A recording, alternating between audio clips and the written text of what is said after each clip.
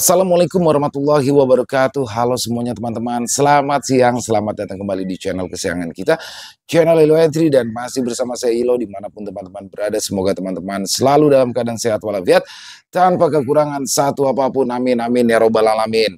Dan pada kesempatan yang baik ini saya akan membawakan satu kisah dari Selomin. Wow, penulis asal kota Medan, Sumatera Utara ya. Tapi sebelum kita masuk ke dalam kisahnya, buat teman-teman mungkin yang belum subscribe channel Ilo Entry, bisa diklik dulu tombol subscribe-nya. Jangan lupa lonceng notifikasinya juga dinyalakan agar teman-teman selalu mendapatkan notifikasi dari konten-konten yang akan kami upload selanjutnya. Dan untuk channel Ilo Entry kami upload setiap hari teman-teman ya, setiap siang jam 12 siang waktu Indonesia bagian Barat. Oke, gak pakai berlama-lama lagi.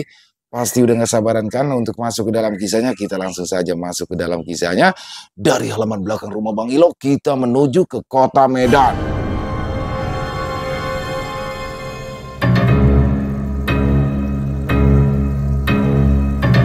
Toko emas Chong Lian Gold. Pesugihan emas darah.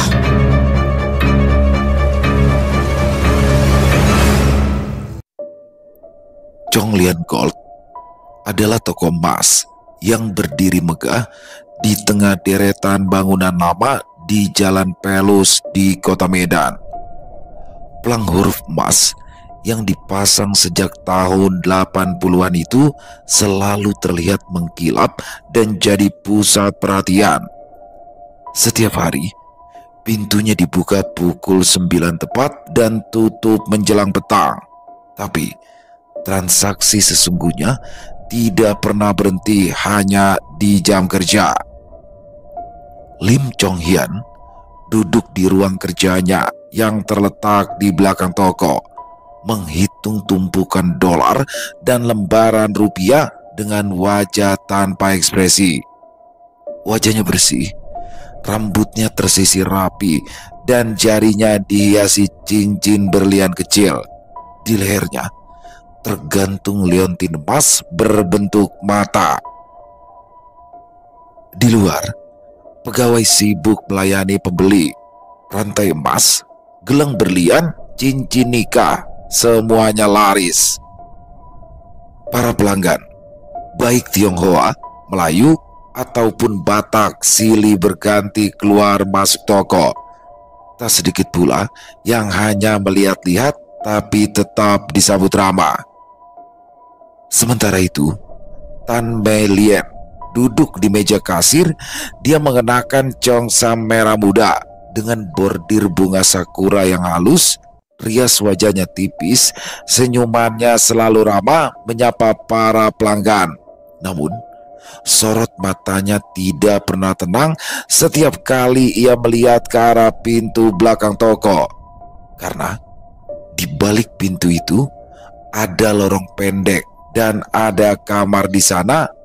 Di dalamnya, Wei Jian duduk menghadap cermin retak. Ya, dia memang bocah yang jarang bicara dan merespon sesuatu. Karena Wei Jian terlahir dengan wajah yang cacat sejak lahir. Tulang pipi yang menonjol sebelah, rahang bawah bergeser ke kanan. Kata dokter, struktur tengkoraknya tidak berkembang dengan normal. Di kamar sebelah, Wei Ming mencoret-coret tembok dengan krayon berwarna emas. Anak kedua itu lahir dengan kondisi Down syndrome. Usianya 12 tahun, tapi dia selalu mengeluarkan air liur dari mulutnya, sama dengan kokonya. Koko adalah panggilan abang dalam bahasa Tionghoa. Namun setiap hari, dia selalu menggambar hal yang sama, yaitu sebuah mata dengan bola emas di tengahnya berulang kali di semua sisi tembok. Kalian jangan ada yang pernah masuk ke kamar anak saya, kecuali saya yang suruh.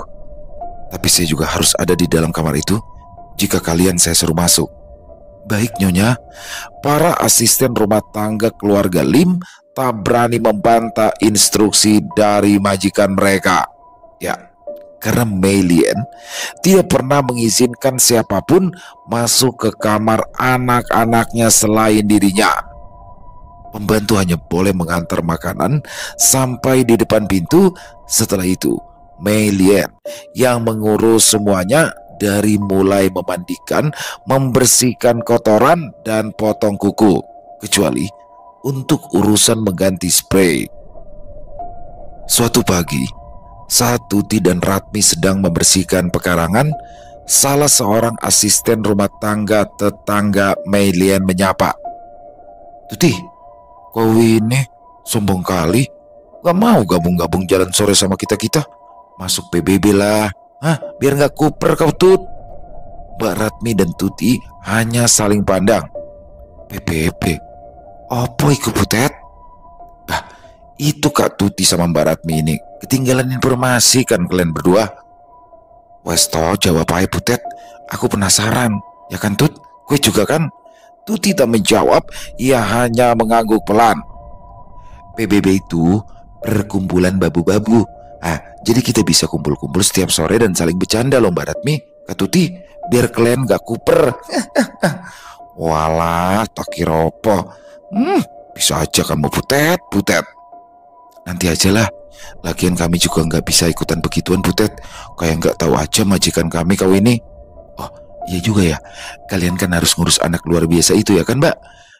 Gimana sih keadaan dua anak tuan nyonya kalian itu? Ceritalah kalian." Itu suara Tuti tertahan. Tiba-tiba dari arah rumah suara Mei Lian terdengar. "Hei, kalian berdua, masih banyak kerjaan di dalam. Jangan gosip, masuk." "Wes ya, Butet, kita masuk dulu." Mbak Ratmi buru-buru menarik tangan Tuti masuk ke dalam rumah majikannya. Ya, Butet adalah salah satu asisten rumah tangga di area tempat tinggal yang sama, namun mereka beda majikan. Orang-orang sekitar mengetahui bahwa keluarga Lim memiliki dua anak yang tidak biasa, tapi tidak ada yang pernah bertanya lebih jauh. Reputasi Chong Lian Gold terlalu kuat. Siapapun yang pernah bekerja dengan Chong Hian tahu, sekali saja menyebut nama keluarganya dalam nada tidak sopan bisa langsung dicoret dari lingkaran bisnis di Medan. Malam hari, setelah toko tutup dan pegawai pulang, suasana berubah. Rumah toko itu jadi sangat sepi. Hanya suara kipas angin yang berputar pelan di ruang makan. Lim Chong Hian biasanya duduk diam di ruang tamu membaca koran-koran bisnis ditemani segelas teh hitam. Mei Lian di lantai atas berdiri lama di depan kamar anak-anaknya. Setiap malam, saat semua lampu telah dimatikan, ada rasa bersalah yang tak pernah hilang. Dia akan membuka pintu pelan-pelan, memastikan Wei Jian sudah tidur di ranjang dan Wei Ming tidak menggambar lagi di tembok. Lalu duduk diam di kursi pojok, hanya menatap mereka sambil memeluk lututnya sendiri. Dia terus melihat wajah Wei Jian di bawah cahaya lampu tidur. Hal itu membawanya kembali ke masa lalu. Pada tahun 1988, saat malam pertama setelah ia keguguran. Saat itu, Mei Lian duduk di tangga belakang kelenteng tua dengan keadaan masih mengeluarkan darah di area kewanitaannya. Sementara ibu mertuanya berdiri dengan sebatang dupa berukuran besar yang masih menyala. "Kalau kalian ingin keturunan lagi, kalian harus berani bayar lebih mahal dari nyawa ini." Kata-kata itu masih terngiang dalam ingatan Mei Lian. Baginya, wanita parubaya itu lebih kejam dari psikopat, benar-benar tak punya hati. Sementara Chong Hian, suaminya, hanya berdiri di sampingnya dan diam saja. Kelenteng yang mereka datang itu tidak tercatat di daftar kelenteng resmi kota. Letaknya tersembunyi di belakang sebuah rumah yang nyaris roboh. Tapi di sana ada sebuah altar kecil, tempat sesajen diletakkan. Malam itu mereka membawa sebutir telur bebek, potongan rambut Mei Lian, dan setetes darah dari nadi tangannya sendiri. Syaratnya sederhana, keturunan akan datang, tapi tidak akan tumbuh sempurna karena keadaan yang menghimpit keluarga. Mei Lian dan Chong Hyun tak punya pilihan. Mereka setuju. 1 tahun kemudian, Wei Jian lahir. 5 tahun setelahnya, Wei Ming menyusul. Keduanya tidak pernah benar-benar bisa bicara normal, tidak pernah sekolah, tidak pernah diajak keluar rumah, hanya dokter pribadi yang datang sebulan sekali.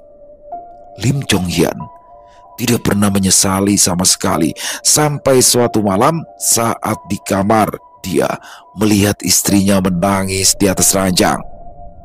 "Lu kenapa lagi sih, Len?" Hanya sedih melihat Wei Jian dan Wei Ming.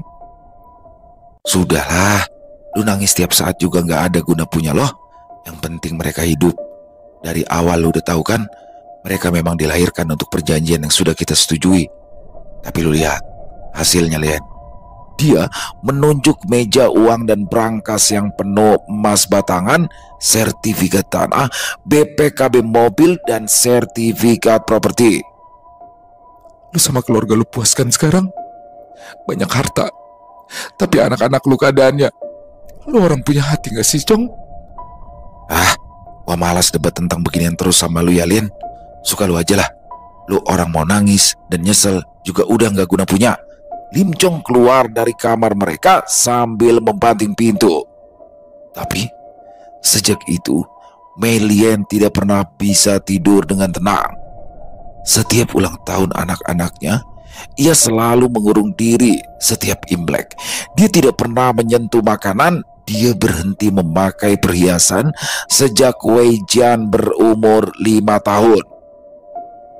Diam-diam, ia sering pergi ke kelenteng, membakar kertas doa dan menangis sendiri. Dia punya rasa sesal yang dalam, namun ia tak cukup kuat untuk menghapus perjanjian yang sudah terikat dengan darahnya.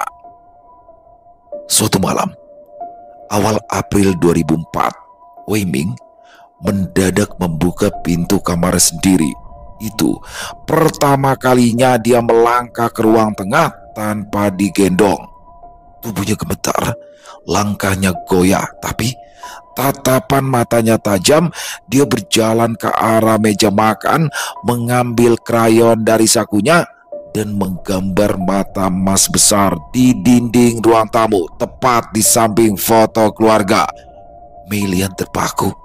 Chong Hyun berdiri dari kursi, wajahnya berubah tegang. "Ming, stop!" Anak itu tidak mendengar. Ia terus saja menggambar, membesarkan bentuk bola mata dengan goresan krayon yang ada di tangannya, lalu menambahkan sesuatu di atasnya dengan tulisan huruf Mandarin tradisional yang bahkan mereka berdua tidak bisa baca. "Lihat itu, Chong. Lihat." Lim Chong Hyun tidak menjawab. Ia masuk ke kamar kerja, mengambil sesuatu dari dalam laci, kemudian membawa sebuah buku dengan sampul berwarna hitam dan cap merah di tengahnya. "Lu bawa apa itu?" "Ini catatan perjanjian itu. Sini Lulin, kita lihat lagi cara ritualnya." Mereka membolak-balik halaman buku yang sudah lama tak pernah dibuka, hingga tiba di halaman terakhir. "Lu lihat halaman ini, Chong. Ini kan tanda terakhir kesepakatan yang belum sempat kita baca." "Ya, Lin." Malam itu, mereka membacanya untuk pertama kali, dan saat itu juga mereka tahu sesuatu sudah berubah. Wei Ming bukan hanya tumbal, dia sedang menunggu giliran, atau mungkin giliran mereka yang sudah dekat. Hari-hari berlalu. Wei Jian mulai berubah. Tidak lagi hanya duduk diam di depan cermin. Sekarang, setiap malam, ia mengambil buku gambar dan mulai menulis. Bukan menggambar seperti adiknya, tapi menulis huruf-huruf yang tidak semua bisa dibaca. Sebagian besar adalah nama-nama yang tidak pernah mereka kenal. Pada malam keempat, Mei Lian menemukan buku itu basah oleh darah. Di halaman terakhir tercatat 5 nama dengan tinta merah pekat. Di bawahnya Wei Jian mencoret sebuah kalimat. Ini nama anak-anak yang belum lahir, tapi sudah dibakar hidup-hidup. Meilin terdiam lama, tangan kirinya gemetar. Ia menatap wajah anaknya yang kembali duduk diam menghadap cermin retak. Sejak kapan anak ini bisa menulis? Jian, siapa yang ngajarin ini ke kamu? Kenapa tanganmu berdarah? Wei Jian tidak menoleh, tapi mulutnya bergerak perlahan. Dia bilang, mereka belum utuh, tapi sudah dijadikan bayaran. Mereka masih di dalam dinding rahim ibuku. Meilin dengan hati gusar membersihkan telapak tangan anak sulungnya itu dengan tisu. Tapi aneh, tidak ada luka yang serius. Malam itu, Meilin memikirkan hal itu hingga tidak tidur. Dia duduk di ruang makan dengan lampu menyala, memegangi buku gambar yang masih lengket oleh darah. Di lantai atas, Wei Ming menjerit. Chong Hian berlari naik. Pintu kamar Wei Ming sudah terbuka. Anak itu berdiri di depan tembok. Tubuhnya kaku, matanya terbuka lebar, tapi tidak bergerak. Dari mulutnya keluar suara yang bukan suaranya. Waktunya hampir habis. Mas darah belum lunas. Meilin mengikuti suaminya naik ke lantai atas dengan nafas serengah. Dia langsung memeluk anaknya dari belakang. Tubuh Wei Ming kaku. Tak lama, anak itu terjatuh lemas dan tak sadarkan diri. Chong Hian tidak banyak bicara malam itu. Dia hanya menghela nafas, membuka pintu kamar sebelah dan menyalakan dupa. Ini bagian dari perjalanan. Gangguan itu biasa. Kita harus tetap tenang. Meilin memandang suaminya. Dia tidak marah, tapi nyaris putus asa. Apa lo ingat sih perjanjiannya? Kalau kita tidak selesaikan, mereka akan datang ambil sendiri. Chong Hian tidak menjawab. Dia menunduk lalu menyalakan sebatang rokok. Keesokan harinya, Meilin kembali mengalami mimpi yang sama. Kali ini, sosok itu berdiri sangat dekat, seorang nenek dengan wajah penuh keriput dan mata berwarna emas. Dia tidak bergerak, hanya menatap perut Meilin. Satu lagi, ini terakhir, lalu kau bebas. Meilin terbangun dengan tubuh basah oleh keringat, tangannya langsung menutup perut. Nafasnya terasa sesak, ia merasa lemas. Hari-hari berikutnya menjadi semakin berat. Wei Ming mulai kerasukan lebih sering, kadang saat makan, kadang saat mandi, bahkan pernah saat sedang tidur siang, tubuhnya naik sendiri dari tempat tidur, lalu ia tertawa. Tetangga mulai bertanya. Ada yang mendengar suara aneh dari dalam rumah, ada yang melihat bayangan hitam melintas di jendela kamar atas, tapi tidak ada yang berani bicara langsung. Mereka hanya berbisik di warung atau saat sembahyang di kelenteng. Meilin mulai mencatat semua kejadian di buku kecil. Setiap mimpi, setiap kata yang diucapkan anak-anaknya saat kerasukan, bahkan jam-jam munculnya suara dari dalam tembok. Dia mulai menghitung ulang tanggal-tanggal sejak hari pertama ritual, ulang tahun anak-anak, dan tanggal keguguran pertamanya. Dia ingat betul apa yang dikatakan ibu mertuanya dulu, bahwa keturunan akan datang, tapi darahnya tidak akan mengering sebelum hutangnya lunas. Dia mulai bertanya pada dirinya sendiri, apa yang dimaksud lunas? Apakah harus menyerahkan satu anak lagi? Apakah kutukan ini akan berhenti jika ia mengandung sekali lagi dan membiarkannya yang akan lahir nantinya diambil? Pertanyaan itu menghantuinya setiap malam. Sementara itu, Chong Hian malah semakin sibuk. Ia bolak-balik ke Jakarta, Surabaya untuk urusan bisnis. Dia berencana membuka cabang baru Chong Lian Gold di pusat-pusat perbelanjaan. Dia bahkan menyewa arsitek untuk merombak toko di Jalan Pelus agar lebih luas dan terlihat modern. Ini saatnya kita keluar dari Medan. Jangan terus tinggal di kota ini. Suatu siang, Saat Melian sedang membersihkan kamar Wei-Jian, ia menemukan sesuatu di bawah kasur. Sebuah bungkusan kain merah kecil. Di dalamnya ada rambut bayi, serpihan kuku, dan tulang halus yang tidak lebih besar dari jari kelingking. Dia langsung terduduk. Nafasnya tercekat. Ya, itu bukan milik anak-anaknya. Saat ia menunjukkan bungkusan itu pada Chong Hian, lelaki itu hanya mengangguk pelan. Itu dari sebelum mereka lahir. Bagian dari ritual pertama kita. Kenapa masih ada di sini? Ya karena itu memang harus disimpan sampai semua selesai.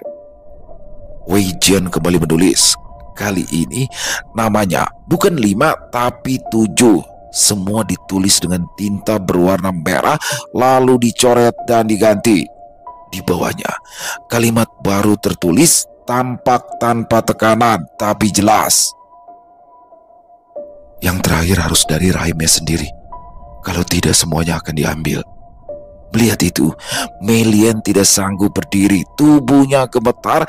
Ia tidak tahu harus bicara pada siapa. Bahkan jika ia bicara pada suaminya pun, ia tidak yakin akan didengar. Ia duduk di depan kamar anak-anaknya dengan tangan memeluk lutut, menatap kosong ke arah lorong yang gelap. Suara tertawa kecil terdengar dari dalam tembok. Keesokan harinya, ia pergi ke dokter kandungan diam-diam tanpa sepengetahuan suaminya. "Nyonya Tan, selamat ya?" Melian tak menjawab. Tatapannya kosong karena hasilnya membuatnya terdiam lama di ruangan dokter. Ya, dia positif hamil. "Nyonya Tan, Anda baik-baik saja?" Setelah teguran kedua, Melian akhirnya tersadar dari lamunan. Iya, saya baik." "Syukurlah. Ini saya kasih resep vitaminnya ya." Dokter memberikan selembar kertas bertuliskan vitamin yang diperlukan oleh Melian. Melian menerimanya. "Kamsi ya dokter. Jangan lupa tebus resepnya dan minum vitaminnya secara teratur ya." "Baik dokter." Setelah itu, ia pun bergegas keluar dari ruangan praktek dokter kandungan. Sesampainya di parkiran, Melian masuk ke dalam mobilnya. Dia memutuskan untuk tidak langsung pulang ke rumahnya. "Jalan, kita ke Binjai." Baik Nyonya, tapi apa tidak sebaiknya Nyonya memberitahu Tuan dulu? Lu orang jangan banyak tanya punya loh. Yang wajikan wah apa lu? Kenapa lu orang yang jadi atur-atur wah? Itu Nyok, jalan sekarang." Sopir pun tidak berani banyak tanya lagi karena tahu siapa yang membayar gajinya setiap bulan. Sebenarnya tujuan Melian bukan rumah kerabatnya. Dia ingin pergi ke sebuah kelenteng kecil yang tersembunyi di pinggir jalan Bunea, tidak jauh dari rel kereta. Kelenteng itu bangunannya sudah usang, catnya mengelupas, gentengnya banyak yang retak, tapi altar di dalamnya masih utuh. Di sanalah ibunya dulu sering sembahyang. Ia berjalan pelan masuk ke dalam, menyalakan dupa satu persatu. Tidak ada orang lain di sana, hanya dirinya bersama patung-patung dewa dan bau kayu yang bercampur asap hio yang dominan. Di sudut altar di balik rak kayu, Melian menemukan kotak logam kecil yang sudah berkarat. Dia ingat dulu saat dia dan ibunya kesini, ibunya selalu berpesan, "Lo orang jangan buka kotak itu sembarangan ya." Tapi hari itu ia memutuskan untuk membukanya. Di dalamnya ada kertas usang, ditulis dengan aksara campuran Mandarin klasik dan tulisan tangan Latin. Halaman-halamannya rapuh, tapi masih bisa terbaca. Judulnya tertulis dengan tinta hitam, "Jalan Memutus Rahim yang Terikat Emas Darah." Melian membaca perlahan. Beberapa bagian masih sulit dipahami, tapi ada satu kalimat yang langsung menancap dalam pikirannya. Kutukan ini hanya akan berhenti jika darah tumbal dihentikan oleh rahim yang sama dengan yang memberi tumbal. Ya, di sini artinya jelas. Perjanjian pesugihan yang sudah diikat tidak bisa dibatalkan hanya dengan membakar sesajen atau membuang jimat. Satu-satunya cara memutus perjanjian ini adalah dengan menghentikan siklus darah, dan hanya perempuan yang pernah memberikan tumbal dengan darahnya yang bisa menghentikannya. Tidak dengan membunuh, tapi dengan mengikat kembali rahimnya sebelum tumbal berikutnya dilahirkan. Ritual itu terlihat sederhana saat dibaca, tapi harus dilakukan di rumah sendiri, tempat pertama perjanjian itu dimulai dan tumbal diserahkan. Harus dilakukan sebelum janin tumbuh melewati bulan ketiga. Melian menggenggam kertas itu erat. Dia pulang ke Medan malam itu juga. Setelah sampai di rumah, ia masuk ke dalam kamar. Dia tahu waktunya tidak banyak. Setelah dari Binjai, ia mulai menyiapkan ritual. Dupa dibakar di pojok kamar, lantai dibersihkan dengan air garam dan bunga melati. Dia menyalakan lilin, lalu membuka kertas dari naskah itu dan mulai mengucapkan mantra baris demi baris sambil memejamkan mata. Tok tok tok, tok tok tok. Ren, lu lagi apa? Kenapa bakar Rio di sana? Lu mau ngapain? Melian tak menjawab. Dia terus melakukan ritualnya. Namun, pintu kamar dibuka paksa. Chong Hian berdiri di ambang pintu dengan wajah gelap. Apa yang lu orang buat, ha? Melian tetap tak menjawab. Ia tetap duduk, terus melafalkan mantra, tapi tangannya mulai gemetar. Chong Hian melangkah cepat, menendang tempat Hio hingga terbalik, lalu meraih naskah di tangannya Melian. Lu mau hancurkan semua ini? Lu orang pikir hidup kita bisa kembali normal begitu aja setelah semua yang kita lakukan? Wah, hanya mau hentikan ini. Anak-anak sudah cukup menderita, Hian. Wah, gak mau satu lagi. Lu orang jangan egois punya loh. Lu mau semua ini lenyap, semua toko, semua emas, semua yang udah kita bangun. Karena apa? Karena mimpi. Karena suara-suara dari anak kita yang gak bisa ngomong.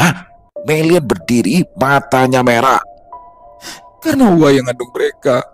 Wah yang tahu rasanya melihat mereka lahir, lalu tumbuh tanpa bisa hidup seperti anak lain. Lu orang bisa bicara tentang emas dan properti, tapi lu orang gak tahu rasanya jadi Wah. Chong Hian semakin parah.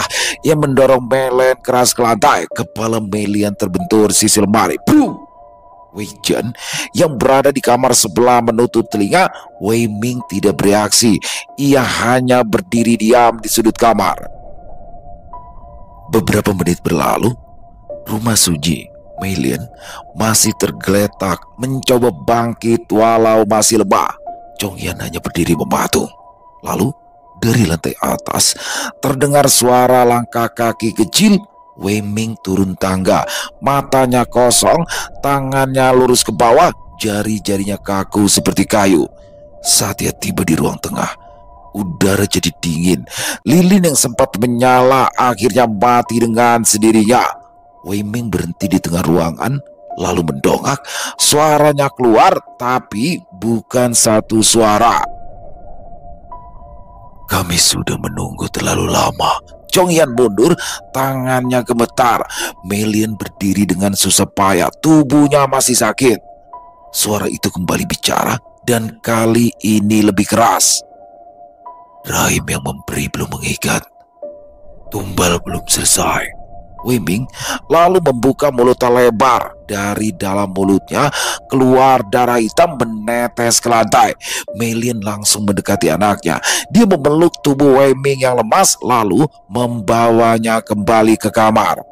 Dalam hati, dia sudah tahu bahwa waktu mereka tak banyak lagi.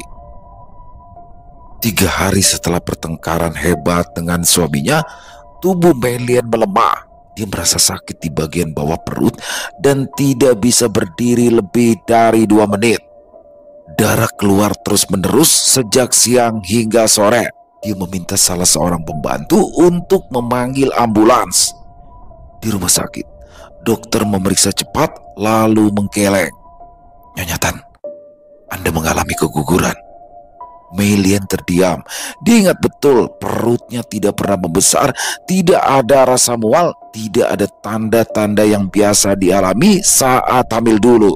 Tapi dia juga ingat hasil USG 2 minggu yang lalu menunjukkan bahwa dia sudah berbadan 2. Janinnya tidak ditemukan utuh, hanya serpian jaringan, tapi jelas ini keguguran. Di rumah, Chong Hyun duduk sendirian di ruang tengah. Wajahnya pucat, tangan kirinya memegang ponsel, tapi tidak tahu harus menelpon siapa. Pikirannya kacau. Dia belum pernah setakut ini. Semua rencana bisnisnya terhenti, renovasi toko dibatalkan, pegawai hanya bekerja setengah hari. Bahkan pemasok emas dari Jakarta mulai ragu untuk mengirimkan bahan karena ia tidak memberi kepastian pembayaran.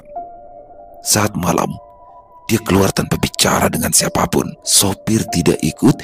Ia mengendarai mobil sendirian ke arah kelenteng di pinggiran kota. Dia masuk dengan tangan gemetar, membakar hiyo di altar kecil pada bagian dalam. Di sana, patung wanita parubaya berdiri diam dengan mata yang terbuat dari emas. Berhentilah, kumohon, ambil saja aku. Jangan sentuh istri dan anakku lagi. Lilin di samping altar padam dengan sendirinya. Udara mendadak dingin. Patung itu tak bergerak. Tapi ada sesuatu yang menyusup ke dalam kepala Chong Hyun, membuat tengkuknya kaku dan tenggorokannya serasa ditekan. Suara itu datang dari dalam dirinya sendiri, tapi dia tahu itu bukan suara miliknya. Kami tidak mau yang sudah kosong. Kami hanya mengambil yang masih bisa memberi. Chong Hyun mundur perlahan, lalu ia berlutut. Tapi tidak ada perubahan. Dia pulang dengan tubuh lemas dan tatapan kosong. Sementara di rumah, situasi lebih buruk. Nyonya, Koko Weijian tidak ada di kamarnya. Apa? Weijian gak di kamar? Kenapa bisa? Tadi saya mau antar cemilan sore, tapi saat saya sampai di sana, pintu kamar sudah terbuka, dan ketika saya coba memastikan ternyata Koko Weijian sudah tidak ada. Mei Lian yang menyadari bahwa Weijian menghilang pun panik. Mereka mencari ke seluruh penjuru rumah sampai salah satu pegawai toko berlari dari bawah sambil berteriak, "Nyonya, Nyonya, di toko, cepat!" Mei Lian dan Chong Hyun turun. Di sana, mereka mendapati Weijian. Tubuhnya telanjang, wajahnya dilumuri sesuatu yang berkilau, cairan emas dari peleburan toko. Pegawai tidak tahu bagaimana dia bisa masuk ke ruang peleburan di belakang. Dia melakukannya tanpa terlihat oleh siapapun. Semua pegawai berhenti bekerja, takut untuk mengambil tindakan tanpa instruksi. Mei Lian mendekat perlahan, matanya basah. Jian, turun nak, sini peluk mami. Anak itu tidak melihat ibunya, tapi suaranya keluar pelan. Aku bukan pengorban yang terakhir, Mi. Mei Lian menahan nafas. Tapi aku bisa tutup jalan yang berikutnya. Seketika tubuhnya condong ke depan. Dia menjatuhkan dirinya sendiri ke dalam wadah besar berisi emas cair. Kejadiannya begitu cepat. Suara mendesis terdengar keras. Asap naik dari peleburan. Ruangan mendadak panas. Salah satu pegawai pingsan di tempat. Chong Hyun tidak bergerak, hanya mematung. Tidak, Weijian. Mei Lian lemas. Ia terduduk di lantai. Di depan matanya, anak sulungnya yang selama ini hanya diam, hanya duduk di depan cermin, kini memilih cara yang paling ekstrim untuk menghentikan kutukan keluarga. Sisa tubuh Weijian meleleh bersama emas murni yang sedang diproses untuk pesanan cincin besar dari kolega bisnis Chong Hyun di Jakarta. Hari itu, semua pegawai pulang lebih awal. Toko ditutup cepat hari itu. Para pegawai yang ada di tempat kejadian diberikan uang tutup mulut agar tidak membocorkan kejadian ini. 1 tahun berlalu sejak Weijian melemparkan tubuhnya ke peleburan emas. Toko emas Chong Lian Gold kini punya koleksi baru yang tidak dijual di etalase depan. Meski tidak ada brosur promosi atau etalase pajangan, tapi pemesanannya selalu meningkat dari waktu ke waktu. Pemesanan datang dari luar kota, Jakarta, Surabaya, bahkan dari luar negeri. Orang tidak tahu emas itu dilelehkan dari batangan spesial bercampur darah. Mereka hanya tahu bentuk liontinnya tak bisa ditiru dan katanya tidak bisa dilebur ulang. Liontin itu dicetak terbatas. Chong Hian bilang hanya akan membuat 88 buah, tapi setelah batch pertama laku, jumlahnya terus bertambah. Tidak ada yang protes, tidak ada yang bertanya dari mana emas itu berasal. Yang penting hasilnya terlihat nyata. Di lantai atas toko, Mei Lian tidak pernah keluar kamar lagi. Tubuhnya kurus, wajahnya pucat. Ia tidak bicara pada siapapun, bahkan kepada pembantu yang membawakannya makanan 3 kali sehari. Sementara Chong Hian, sang suami, dia berubah. Bukan seperti orang yang menyesal. Dia kembali menjadi sosok yang dulu terlihat tenang, sopan, dan penuh senyum. Dia menyumbang ke vihara, membantu renovasi kelenteng, memberi santunan ke rumah yatim. Dia berbicara pelan, menghormati siapa saja yang ia temui. Kolega bisnisnya memujinya sebagai orang baik. Dia mulai sering tampil di acara sosial komunitas Tionghoa Medan, bahkan namanya sempat diajukan sebagai ketua asosiasi pedagang emas. Sementara itu si bungsu, Wei Ming, masih hidup, tapi tidak seperti dulu. Setelah malam kerasukan terakhir, dia lumpuh total, tidak bisa bicara, tidak bisa makan sendiri, tubuhnya kaku. Dia hanya bisa duduk di kursi roda, didorong oleh perawat khusus yang datang siang dan pulang sebelum malam. Semua orang menganggap keluarga Lim sudah tenang. Tidak ada yang tahu bahwa mimpi Lien tidak pernah berhenti. Setiap malam dia masih melihat nenek bermata emas menatapnya di ujung ranjang. Sosok itu hanya berdiri, diam, tapi membawa sesuatu di tangan. Liontin mata yang berlumuran darah. Malam terakhir, di bulan ke-7 tahun itu, Mei Lian terbangun karena mendengar suara dari bawah. Suara pintu besi terbuka pelan. Dia turun perlahan tanpa alas kaki, menyusuri lorong sempit di belakang toko. Dia tahu kemana harus pergi. Pintu altar kecil tidak terkunci. Dia masuk dan melihat suaminya duduk bersimpu di depan patung. Tapi bukan 2 patung seperti biasa. Kini ada 3. Patung ketiga masih basah, bentuknya menyerupai tubuh kecil dalam posisi merangkak dengan bola mata kosong menatap lantai. Mei Lian menahan nafas. Chong Hian mendongak dan melihat istrinya. Sudah selesai. Apa maksudmu? Semua tumbal sudah masuk ke dalam logam. Tidak ada yang perlu ditakutkan lagi. Lalu Wei Ming? Chong Hian menatap ke arah pintu. Dia bukan tumbal terakhir. Dia penjaganya sekarang. Matanya menyimpan semua jejak darah. Dia akan duduk di situ sampai usia kita habis. Mei Lian tidak menjawab. Dia melangkah mundur, tapi sebelum keluar, dia melihat sesuatu di sudut altar. Sebuah liontin yang belum selesai dicetak masih menggumpal. Di dalamnya, dia melihat garis sidik jari yang sangat kecil, tapi bukan milik Jian, juga bukan milik Wei Ming. Itu bukan sidik jari siapapun yang dia kenal.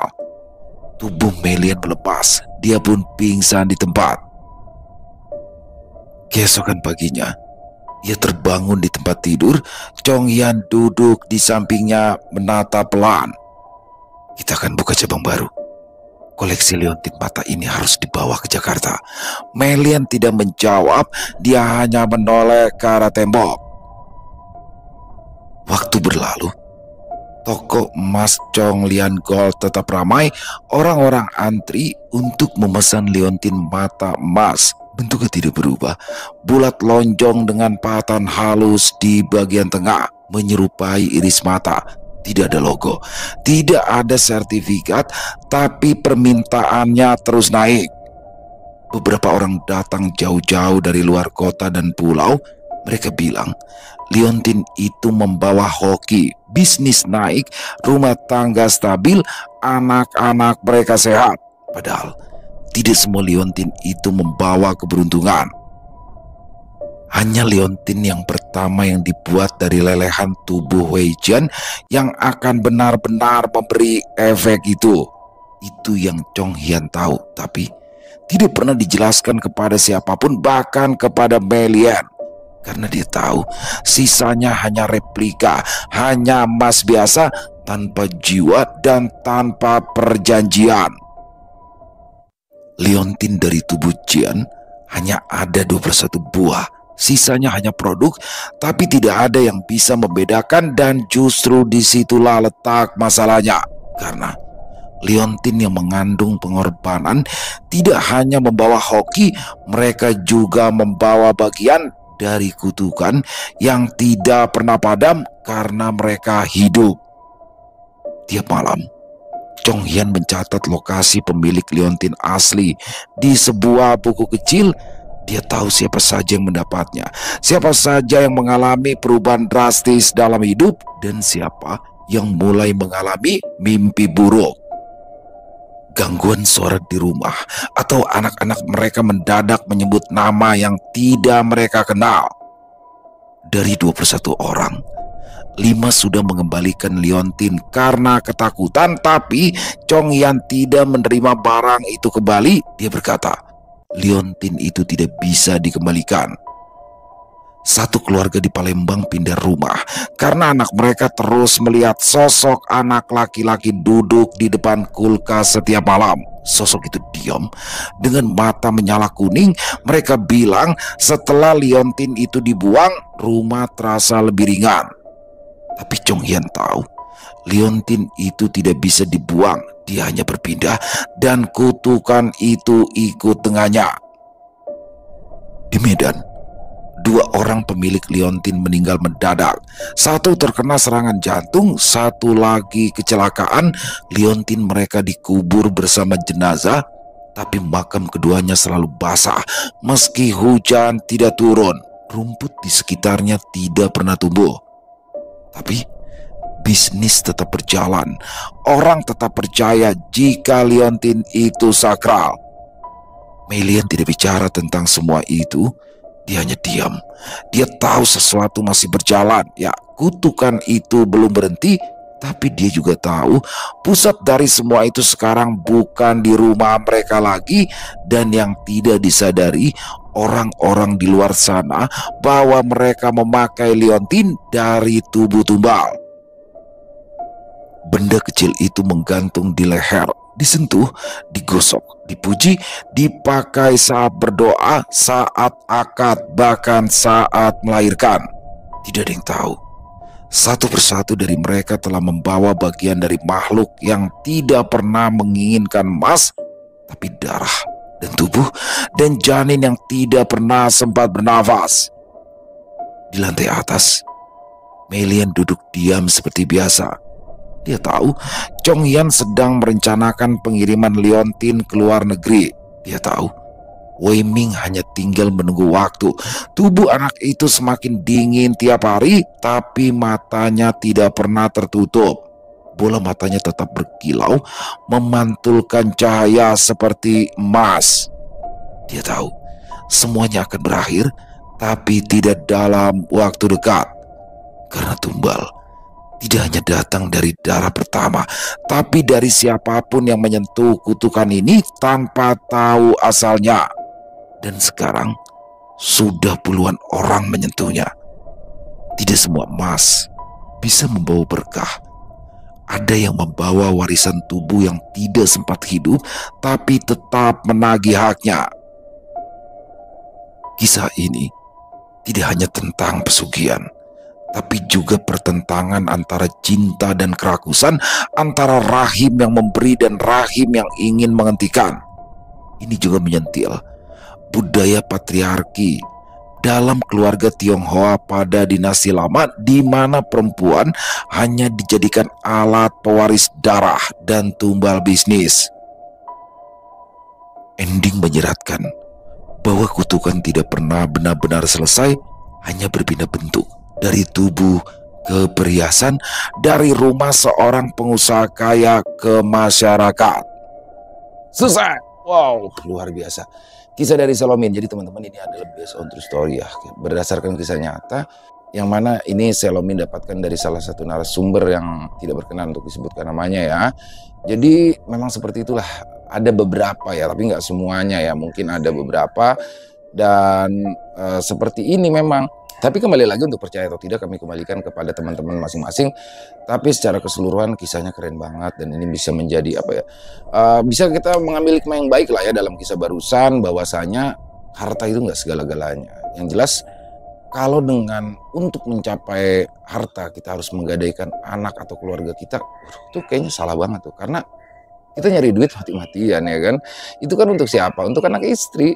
Jadi kalau kita dapat uang banyak tapi mengorbankan anak-anak dan istri, ya buat apa juga, kan percuma, sia-sia. Tapi ya mungkin beberapa orang berpikiran berbeda ya. Tapi yang jelas jangan sampailah hal seperti ini terjadi, dan ini kisahnya ngeri banget ya.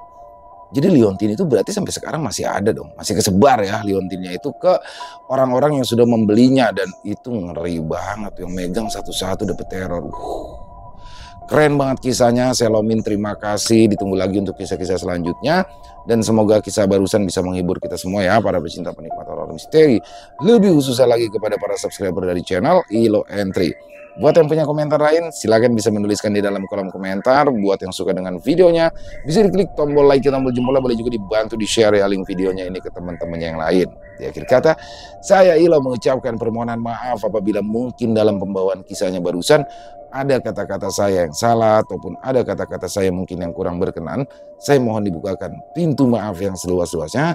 Sampai berjumpa lagi di konten-konten kami selanjutnya, masih bersama saya Ilo di channel Ilo Entry. Salam sehat, sukses selalu untuk kita semua. Wassalamualaikum warahmatullahi wabarakatuh.